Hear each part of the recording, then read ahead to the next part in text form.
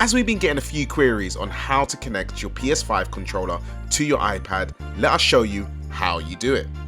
Now, before we jump into the video, please subscribe to our channel and feel free to check us out on eBay at GameXTC. You'll get valuable information on leveling up your video game hardware and software. It's pretty simple. You go to your settings on your iPad and then into Bluetooth, ensuring that Bluetooth is switched on. On your PS5 controller, you then press and hold share and then press and hold the PS button. After a few seconds, you'll notice that your controller is flashing blue. At this point, the iPad has now discovered the PS5 controller. You then connect. Job done. Now let's play a little bit of Streets of Rage 2.